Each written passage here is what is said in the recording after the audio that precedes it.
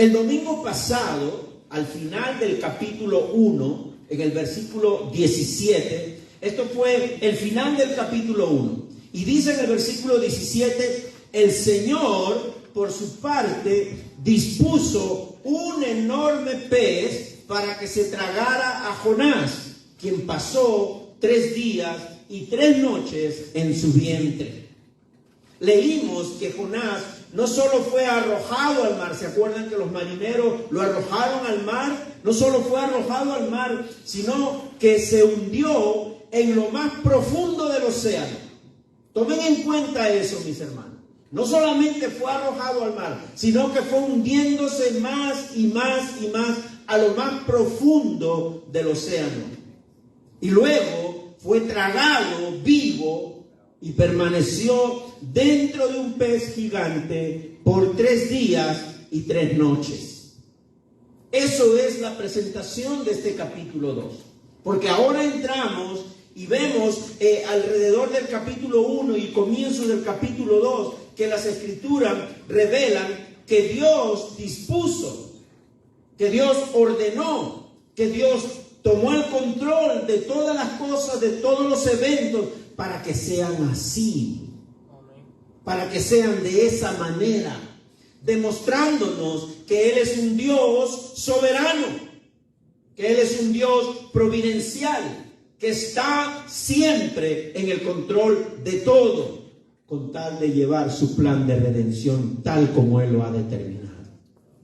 Nosotros nos podemos mover a cualquier dirección, a la derecha, a la izquierda, al norte, al sur, como querramos, como nos dé la gana. Pero Dios tiene el control de todas las cosas y nada escapa de su soberanía. Mis hermanos, hoy nuevamente tenemos ese privilegio. Es un privilegio, no lo olvide. Es un privilegio abrir la palabra de Dios. ¿Cuántos podrán entender en esta mañana que el abrir la palabra de Dios, que leer lo que Dios ha revelado, que confrontarnos a nosotros mismos con la palabra de Dios es un privilegio? Amén. Y por lo tanto, vamos a leer lo que dice el capítulo 2. Yo lo tengo en la pantalla. Lo voy a leer del libro de Reina Valera. Yo tengo nueva versión internacional. Alguien présteme Reina Valera, por favor. Gracias, mi hermano. Hoy no traje la Biblia que tiene las 2 versiones. Ahora mismo te la entrego cuando termine. Dice el pasaje en Reina Valera del capítulo 2 de Jonás. Entonces, recuerden que Jonás ya está vivo, pero tragado en el estómago de un pez gigante. Y dice, entonces oró Jonás a Jehová, su Dios, desde el vientre del pez. Y dijo, invoqué en mi angustia a Jehová y él me oyó. Desde el seno del Seol clamé y me oíste, y mi voz oíste. Me echaste a lo profundo en medio de los mares y me rodeó la corriente. Todas tus ondas y tus olas pasaron sobre mí. Entonces dije, desechado soy delante de tus ojos, mas aún veré tu santo templo. Las aguas me rodearon hasta el alma. Rodeóme el abismo. El alga se enredó en mi cabeza. Descendí a los cimientos de los montes. La tierra echó sus cerrojos sobre mí para siempre. Mas tú sacaste mi vida de la sepultura, oh Jehová, Dios mío. Cuando mi alma desfallecía en mí, me acordé de Jehová, y mi oración llegó hasta ti en tu santo templo. Los que siguen vanidades ilusorias, su misericordia abandonan. Mas yo con voz de alabanza te ofreceré sacrificios, pagaré lo que prometí. La salvación es de Jehová. Y mandó Jehová al pez y vomitó a Jonás en tierra. Y mandó Jehová al pez y vomitó a Jonás en tierra. Mis hermanos, Nosotros cuando leemos este capítulo, nos podemos encontrar con muchas lecciones. Y hoy no podemos predicar todas las lecciones que podamos encontrar aquí. Pero sí puedo decirles, mis hermanos, que notamos primeramente a un Jonás con mucha angustia, con una angustia extrema, con temor, con desesperación, y que eso lo llevó a recordar quién es Dios, y por lo tanto clama en oración a su Señor. Y él dice, Él oyó y lo libró de todas sus angustias. Por eso que a través de este pasaje, mis hermanos, Dios nos muestra el día de hoy tres cosas importantes. Primero, que cualquier lugar en que nos encontremos es ideal para levantar un altar de oración a Dios. En cualquier lugar que nos encontremos. En segundo lugar, vemos en este pasaje que Dios oye la oración, y aunque rodee la angustia y la desesperación, tengamos la seguridad que Él tiene poder para rescatar y salvar a sus hijos. Y en tercer lugar, aunque la experiencia de Jonás tiene referencia de la muerte y de la resurrección de Cristo, Jesús es más grande que Jonás. Den un aplauso grande al Señor. Jesús es más grande que Jonás. Así que vamos a ir al paso y vamos a enfocarnos en lo que dice el versículo 1. Dice el versículo 1: entonces oró Jonás a Jehová su Dios desde el vientre del pez. Desde el vientre del pez, desde el estómago del pez gigante. Imagínense a Jonás dentro del estómago de un pez gigante. No sé cuánto yo huía cuando mi abuelita nos daba aceite de bacalao o aceite de hígado de pescado. Ay Dios, no, eso era terrible. Se imagina a Jonás dentro del estómago de un pez. ¿Ah? ¿Qué tal olor, verdad? Rodeado de arenque.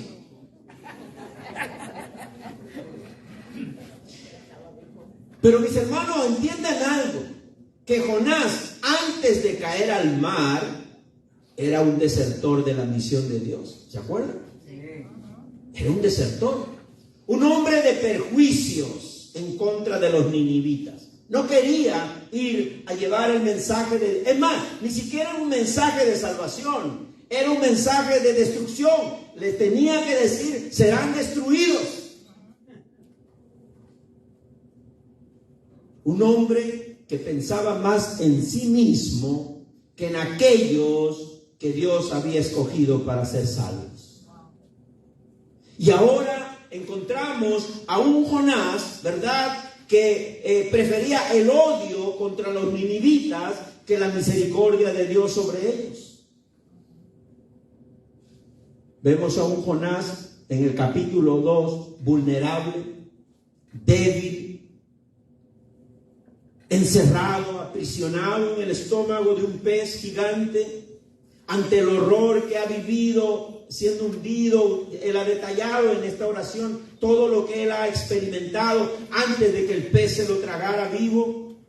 Está describiendo todo ese horror de que él ha vivido. Está vulnerable y eso lo irá describiendo en los versículos a medida que vamos viendo nuevamente. Pero ¿qué cosa nos sorprende de este versículo 1? Que Jonás hace de un lugar extraño su altar de oración. ¿Qué lugar más extraño para postrarse en oración? El estómago de un pez. Para Jonás, el estómago del pez, ¿qué cosa se convierte? Se convierte en el templo sagrado de Dios. En ese momento, el estómago del pez era el templo sagrado de Dios para Jonás. Jonás sabe que Dios puede ser encontrado en cualquier lugar. No hay excusas para no postrarnos en oración y sobre todo en momentos de angustia. La oración de Jonás procede de su inmenso océano de aflicción. Es un hombre que ha detallado cuán grande es su aflicción. Pero aquí hay algo que debe llamarnos la atención también. Dios permitió que Jonás sufra la necesidad de él. Dios quería que Jonás sufriera la necesidad tan grande y profunda de su Dios. Y por eso que clama a Dios de manera sincera y urgente. Ese versículo 1, mis hermanos, tan sencillo, remarca que Jonás reconoce que Jehová es su Dios. Lo toma como propio, se apodera de él, lo hace suyo. Por eso en el capítulo 1 podemos especular que Jonás era rebelde contra Dios, por eso huye de su misión. Eso hemos visto en el capítulo 1. Pero la rebelión siempre va a ser incompatible con un espíritu de oración. Los rebeldes no oran, los afligidos sí oran. Por lo tanto, Jonás en realidad no era rebelde en sí, sino que Jonás era un ser humano imperfecto que adoptó la actitud inmadura de resentimiento contra el pueblo de Asiria. Y Nínive era una de las capitales del imperio de Asiria, como dijimos en el capítulo 1. ¿Cómo le dicen un Winnie Child? Winnie Child, ¿verdad? Un niño engreído. Un niño que yo no me junto contigo. Es interesante cómo la persona de Jonás puede vivir toda esta experiencia sabiendo que Dios está en el control de todas las cosas. Y vamos a los versículos 2 al 9, que ahí vamos a encontrar mucha más carne todavía. Dice el versículo del 2 al 9, y dijo, invoqué en mi angustia a Jehová, y él me oyó. Desde el seno del Seol clamé, y mi voz oíste. Me echaste a lo profundo, en medio de los mares, y me rodeó la corriente. Todas tus ondas y tus olas pasaron sobre mí. Entonces dije, desechado soy delante de tus ojos, mas aún veré tu santo templo. Las aguas me rodearon hasta el alma, rodeóme el abismo, el alga se enredó en mi cabeza, descendí a los cimientos de los montes, la tierra echó sus cerrojos sobre mí para siempre. Mas tú sacaste mi vida de la sepultura, oh Jehová Dios mío. Cuando mi alma desfallecía en mí, me acordé de Jehová, y mi oración llegó hasta ti en tu santo templo. Los que siguen vanidades ilusorias, su misericordia abandonan. Mas yo con voz de alabanza te ofreceré sacrificios, pagaré lo que prometí. La salvación es de Jehová. Note la oración de Jonás. La oración de Jonás primeramente tiene muchas palabras de los salmos. Y parece ser que los salmos eran muy conocidos por el profeta. Parece ser que era su libro favorito. Porque él comienza a expresar todo lo que está en su mente de lo que ha leído de los salmos y que él mismo lo está viviendo. Note que la oración es una alabanza a Dios que expresa agradecimiento, confianza, seguridad y esperanza. No es una oración de petición, no es una oración de arrepentimiento, es una oración de agradecimiento. Pero sigamos viendo la oración, sigamos enfocados en la oración, porque en la oración Jonás usa un lenguaje que expresa la fe. Como mencionó mi hermana Marisa, esa fe que estaba arraigada en Jonás de su Dios, él usa un lenguaje para expresar su fe de que ya ha sido liberado cuando todavía estaba en el estómago del pez. O sea, en su fe, Jonás expresa algo que ya experimentó, no algo que está a la espera de experimentar. Y eso es lo interesante. Por eso, que dice algunos versículos de ahí, dice claramente, por ejemplo, en el versículo del 5 hacia adelante, dice: las aguas me rodearon hasta el alma, rodeóme el abismo, el alga se enredó en mi cabeza, descendí de los cimientos, ¿verdad?, de los montes, la tierra echó sus cerrojos, mas tú sacaste mi vida de la sepultura, oh Jehová Dios mío. Describe toda la angustia que él ha vivido, pero él dice que ya el Señor lo libró. Ya el Señor sacó su vida de la sepultura. Él se encontraba en el estómago de un pez. Era como encontrarse en la sepultura. Por eso es importante entender lo que significa la fe. La fe no es algo, no es un ejercicio ciego. No es aplicar la fe ciega. Es aplicar la fe conociendo quién es Dios. Creyendo a un Dios, sabiendo quién es ese Dios. Mis hermanos, ¿qué dice Hebreos 11:1? Es pues la fe, la certeza de lo que se espera, la convicción de lo que no se ve. La certeza de lo que se espera. Yo sé que pase lo que pase, estoy en las manos del Señor, y en las manos del Señor siempre será bueno para mí. La convicción de lo que no se ve. Yo no lo veo, pero estoy convencido que mi Dios tiene poder. No lo veo ahora, pero estoy convencido que mi Dios tiene poder.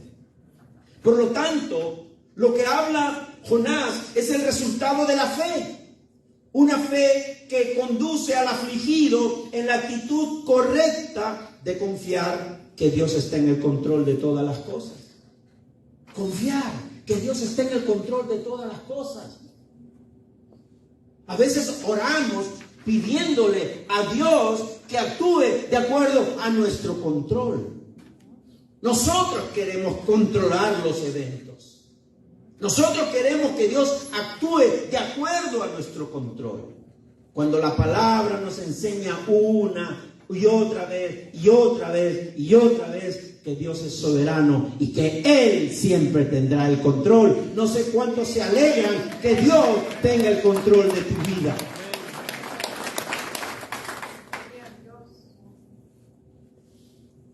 Jonás revela el fin desde el principio de lo que hemos leído en los pasajes del 2 al 10.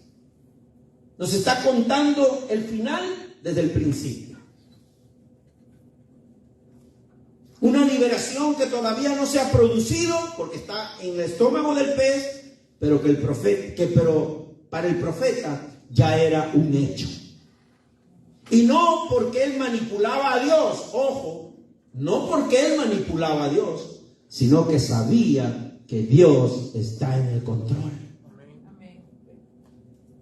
Vamos a ir de a poco, como dije, que el versículo 2, mi hermano. El que sigue, ahí, no, me lo avanzaste mucho, creo. Ok, ahí mismo, muchas gracias. El versículo 2, ¿qué dice? Y dijo: invoqué en mi angustia a Jehová, y él me oyó, desde el seno del Seol clamé, y mi voz oíste. Jonás describe su angustia y el peligro en que se encuentra, pero al mismo tiempo confiesa que Dios oyó su clamor. ¿Se acuerda que dije que él usa muchas palabras de los salmos? Salmo 121. Dice: a Jehová clamé estando en angustia, y él me respondió. Clamor de David, clamor de Jonás. Descripción de David, descripción de Jonás. ¿Qué dicen los versículos del 3 al 6, mi hermano? Dice: me echaste a lo profundo, en medio de los mares, y me rodeó la corriente, todas tus ondas y todas tus olas pasaron sobre mí. Ya hemos leído esos versículos. Pero en el versículo 3, lo vamos a dejar allí para que los hermanos lo observen, Jonás describe que es Dios quien ha tomado el control de él, arrojándolo en la profundidad del mar. Es Dios quien lo ha arrojado en la profundidad del mar. Es Dios quien lo ha enviado a la profundidad del mar. Y si ese Dios es quien lo había enviado a la profundidad del mar, el mismo Dios podía rescatarlo de esas profundidades. En el versículo 4 dice: entonces dije, desechado soy delante de tus ojos, mas aún veré tu santo templo. Recuerden que Jonás se había escapado desobedeciendo el mandato de Dios. Por lo tanto, él no fue desechado por Dios. Él se desechó a sí mismo de la presencia de Dios. Dios no lo desechó, Dios no lo descalificó. Nosotros descalificamos a los que nos fallan, ¿sí o no? No me sirve, vamos a buscar otro. Pero Dios no descalifica a quienes escogen, porque Él es el que los transforma. Amén. Así que te guste o no te guste, Dios te escogió y Dios te va a transformar. Amén. Mi hermano, mi hermana, Dios no lo desechó, aunque él pensara eso. Desechado soy delante de tus ojos, dice. Pero no, él se desechó a sí mismo, se autodesechó de la presencia de Dios. Nueva Versión Internacional dice: y pensé, he sido expulsado de tu presencia, ¿cómo volveré a contemplar tu santo templo? Así dice la Nueva Versión Internacional. Y en esta oración Jonás se abre y expresa con sinceridad que a causa de su pecado le entra la incertidumbre si volverá o no volverá a contemplar el santo templo de Jehová. Está preocupado Jonás, no solo de su problema, sino que también cada vez se siente más lejos del Señor, cada vez se siente que está más lejos de la presencia de Dios. Y sus dudas, y sus angustias, y sus problemas, y su pecado, lo hace pensar que es Dios quien se está alejando de él, cuando es todo lo contrario. Mis hermanos, es curioso ver en el contenido de esta oración que hay dos versículos en que el profeta habla del templo. Habla del templo. Por un lado, él habla del templo como ese edificio sagrado en Jerusalén, ¿verdad? A meeting place donde Dios manifestaba su presencia, cuando Dios manifestaba su poder, donde Dios manifestaba su favor, donde Dios manifestaba su gracia, su perdón al pueblo, a su pueblo, y donde recibía la adoración de su pueblo. Por un lado, Jonás está pensando en eso. Era de seguro que al momento que Jonás estaba orando en dirección a Jerusalén, hablando del lugar geográfico. Y por otro lado, también Jonás se refiere a ese espacio espiritual que le recuerda la omnipresencia y el favor de Dios. Recuerden dónde está Jonás. Piensen dónde está Jonás. Jonás está en el estómago de un pez. Y ese estómago se convirtió en el templo sagrado de Dios. Y así afirma Jonás que Dios puede ser encontrado en cualquier lugar. Los versículos 4. Rodeóme el abismo, el alga se enredó en mi cabeza, descendí los cimientos de los montes, la tierra echó sus cerrojos sobre mí para siempre, mas tú sacaste mi vida desde la sepultura. Esto debe ser para nosotros una enseñanza de que cada vez que oremos, confiemos que Dios tiene el control de todas las cosas. Dios tiene el control de todas las cosas, mi hermano. Yo no sé lo que tú estás pasando, pero sé que cada uno de nosotros experimenta en algún momento de nuestras vidas angustia, miedo, incertidumbre, dolor, sufrimiento. Los versículos del 7 al 9 Dice, cuando mi alma desfallecía en mí, me acordé de Jehová. Y mi oración llegó hasta ti en tu santo templo. Los que siguen vanidades ilusorias, su misericordia abandonan. Mas yo con voz de alabanza te ofreceré sacrificio. Pagaré lo que prometí. La salvación es de Jehová. Wow. Había momentos que para Jonás todas las luces se apagaban. Todas las luces se estaban apagando, pero menos la luz de la fe.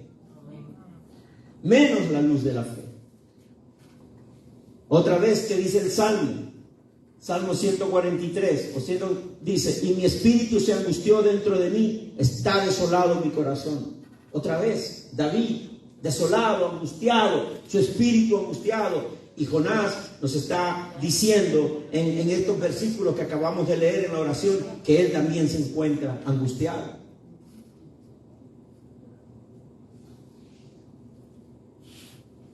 Mis hermanos, tomemos en cuenta que antes que Jonás entrara al estómago del pez gigante, él estaba a punto de morir ahogado.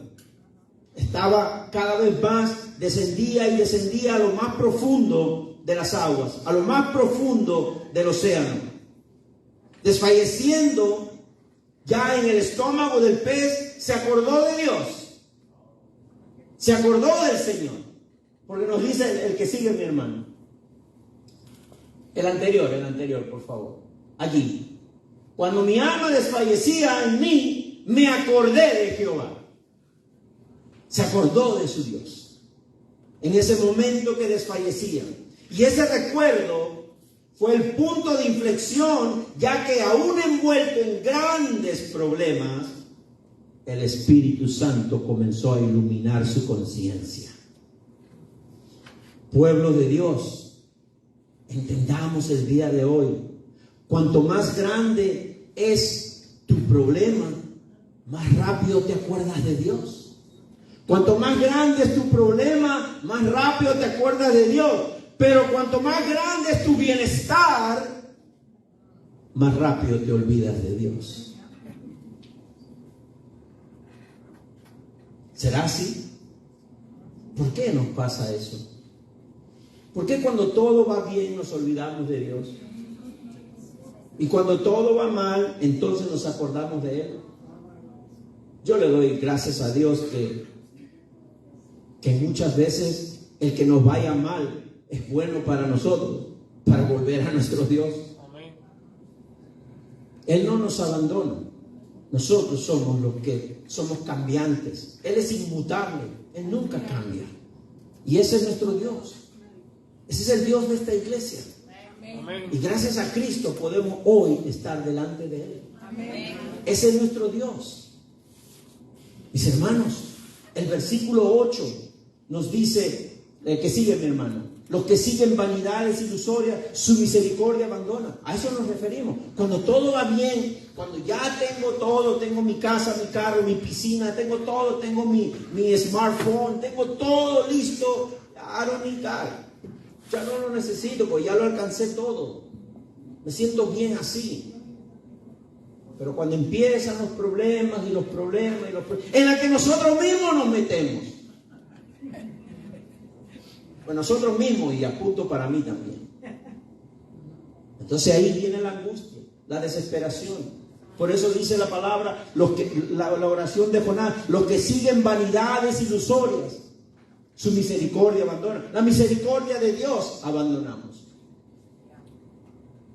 Este pasaje sugiere, este versículo, que desde el estómago del pez, no solo Jonás recordaba su desobediencia, sino también el atributo de la misericordia de Dios. Y eso provocó una esperanza en su corazón. Dios no vino al rescate hasta que el profeta enfrentó lo peor. ¿Se dan cuenta?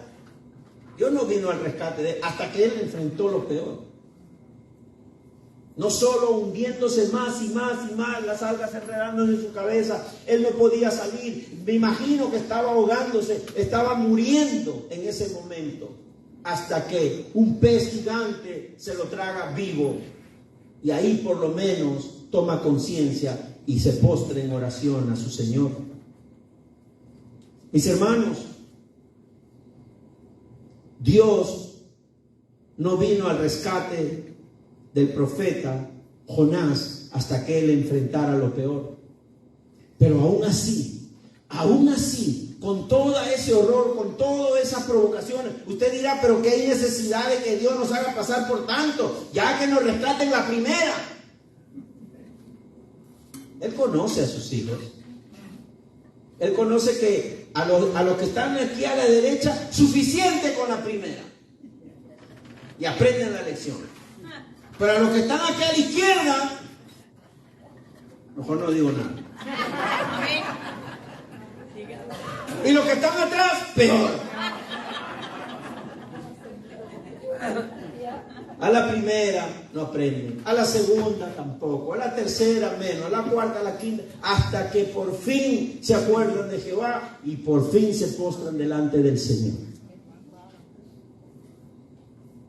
Mis hermanos, aún así, Dios siempre llega a tiempo. Como dijo mi hermana en la oración para los enfermos, Dios llega a tiempo. Confiar que la manija de nuestro reloj no son el reloj de Dios. Dios llega a tiempo y envía la ayuda en forma sobrenatural para poder preservar la vida de sus elegidos, de sus hijos. Y hay muchas pruebas. ¿Qué pasó con Elías? Se moría de hambre y las aves le dieron de comer. Las aves fueron instrumentos de Dios, enviados por Dios para dar de comer a Elías. Los leones se aquietaron mientras Daniel estaba en la fosa. ¿Se acuerdan? Esos leones hambrientos se aquietaron por obra de Dios. Las aguas del mar se abrieron de un lado a otro para librar a los israelitas de los egipcios de manera sobrenatural. Todos los elementos naturales de aparente destrucción son para Dios instrumentos de salvación y preservación para sus hijos. Para sus hijos. Y en este pasaje, Dios usó un pez gigante. Dios usó a ese pez gigante como preservador de la vida de Jonás y no como destructor. Más bien para salvar la vida de Jonás. Aunque ahí adentro, maloliente, ¿verdad? Oliendo como si le hubieran tirado todas las tripas, todas las escamas de los pescados encima. Pero Dios no usó el pez gigante para destruir a Jonás, sino más bien para salvarlo y transformar su vida. No reniegue de las cosas que hace el Señor en su vida. Él es sabio. Confíe en la sabiduría de Dios, confíe en los propósitos de Dios, confíe en lo que Dios está haciendo en su vida. Dígale al Señor, gracias Señor, ¿qué me quieres enseñar con esto? Gracias, Jesús.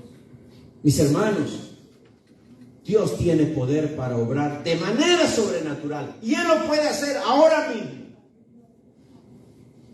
Pero siempre tiene su tiempo y Él nunca llega tarde.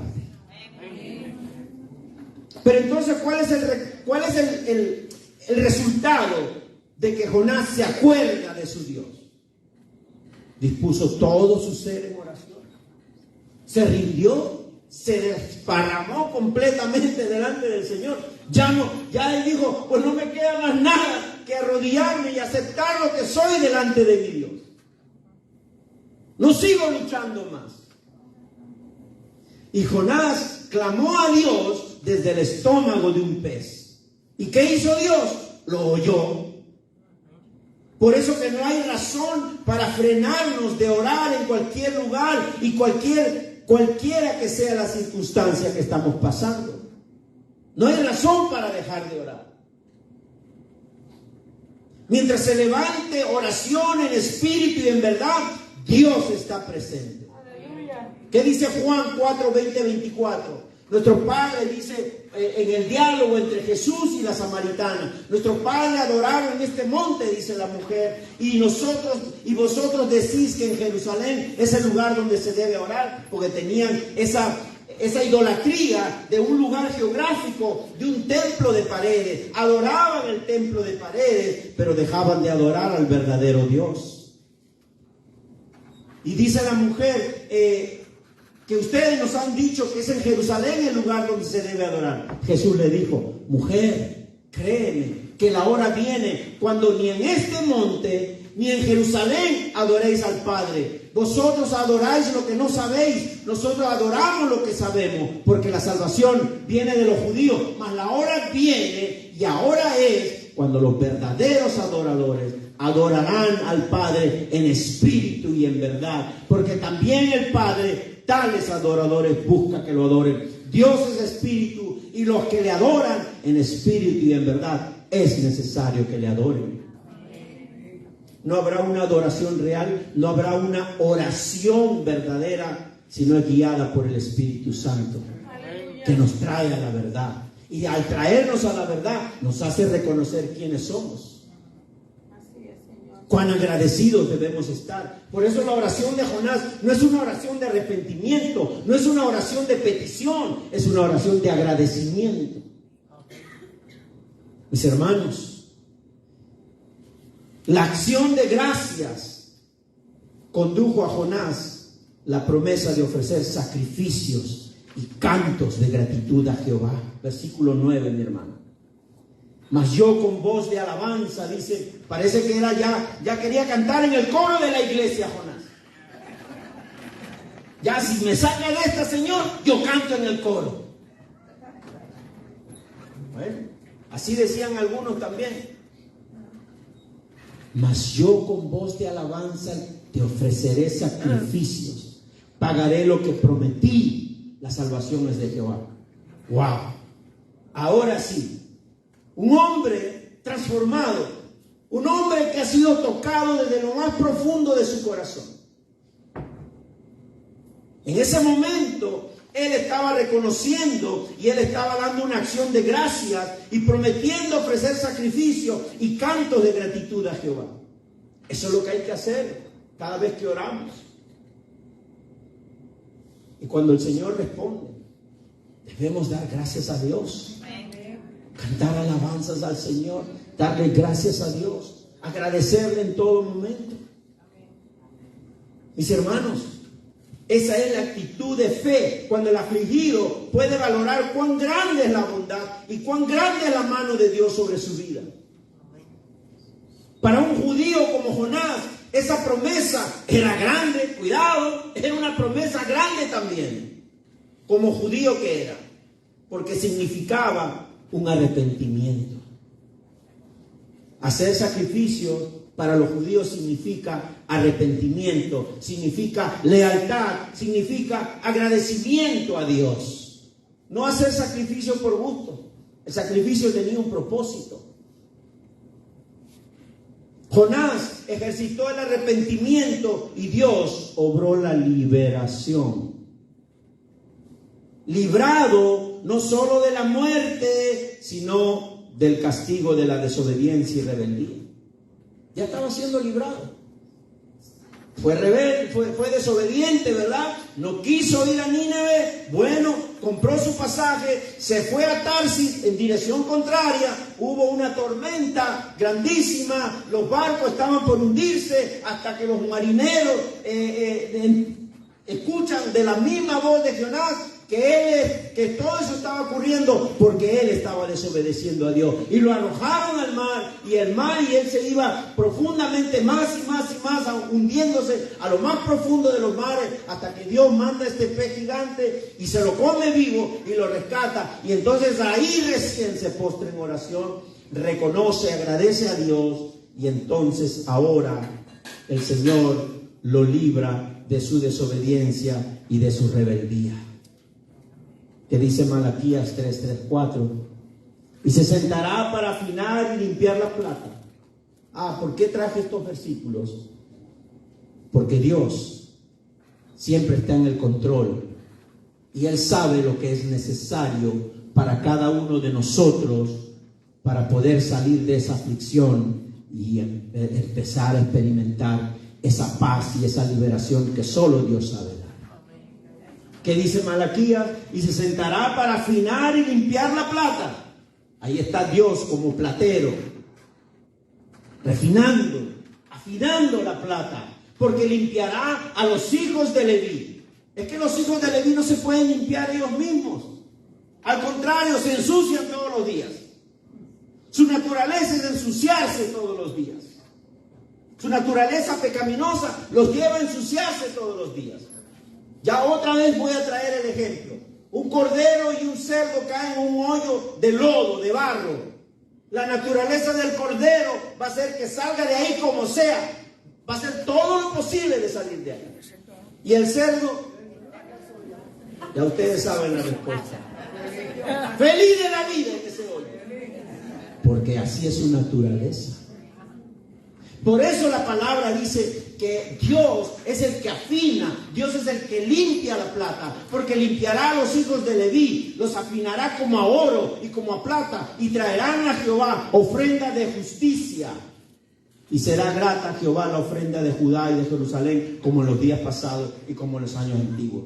¿Qué dice Pedro? En la cual vosotros os alegráis. Alégrense, dice Pedro, aunque ahora por un poco de tiempo están sufriendo, si es necesario, tenga que ser afligido en diversas pruebas, para que sometida a prueba vuestra fe, mucho más preciosa que el oro, el cual aunque perecedero, se prueba con fuego, para que sea hallada en alabanza, gloria y honra cuando sea manifestado Jesucristo. Amén.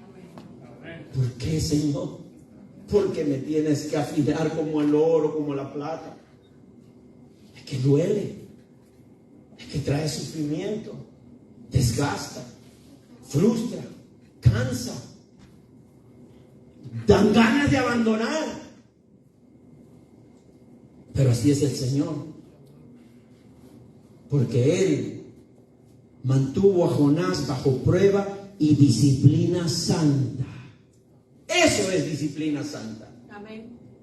Cuando Dios aplica la prueba y la disciplina santa a sus hijos, no es para destruirlos, es para renovarlos.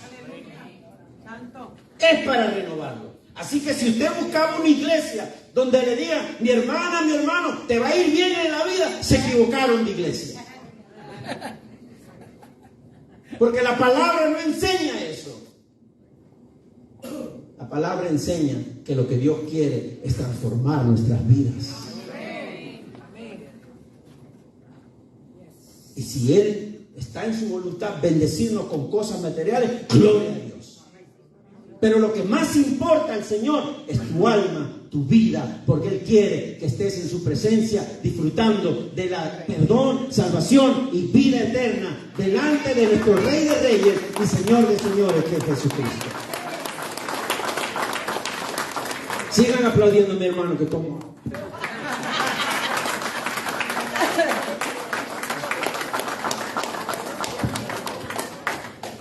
Terminamos con el versículo 10. ¿Qué dice el versículo 10, mi hermano? El que sigue. Oh, okay. Sorry. You're right. Y mandó Jehová al pez y vomitó a Jehová, a Jonás en tierra. Ay, Dios mío. Ese Jonás es tan insoportable que hasta el pez lo vomita. Tan malo era Jonás que el pez no lo soporta. Le da indigestión.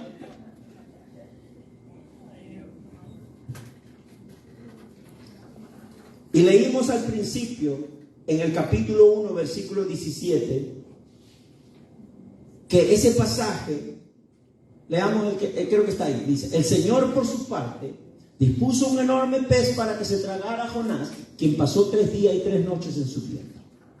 Y entendemos que estuvo en el vientre del pez 3 días y 3 noches antes de ser vomitado. Pero este hecho tiene referencia a la muerte y la resurrección de Jesucristo. ¿Qué dice Mateo 12, 40-41?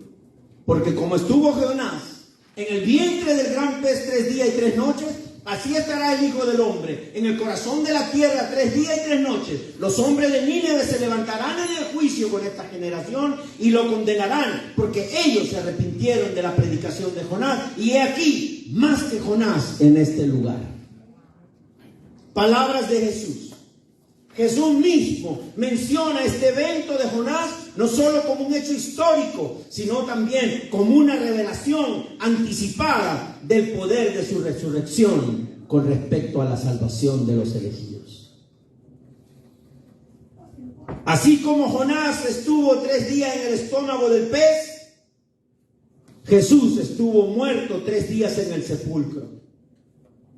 Así como 3 días en el sepulcro es evidencia suficiente de que Jesús murió, así también 3 días en el estómago de un pez es evidencia del milagro poderoso de Dios de preservar la vida de Jonás.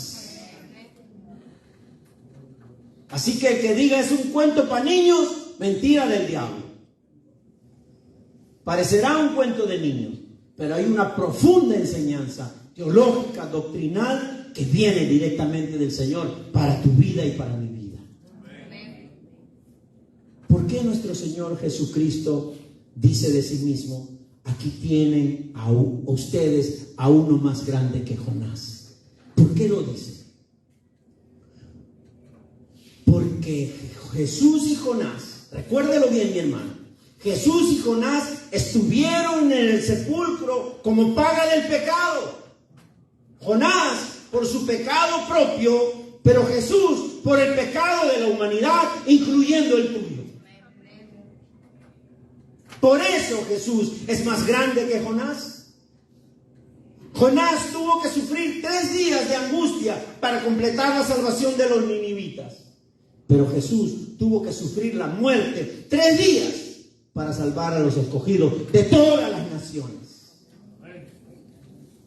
Por eso Jesús es más grande que Jonás. Mientras que Jonás sufrió por sus propios pecados, Jesús sufrió por los pecados de otros y de los nuestros. Por eso es que Jesús es más grande que Jonás. Alégrese porque tenemos a uno más grande que Jonás que reina en nuestra vida. Cristo vive en nosotros para todos los que confesaron su santo nombre. Alégrese que Él es más grande que Jonás.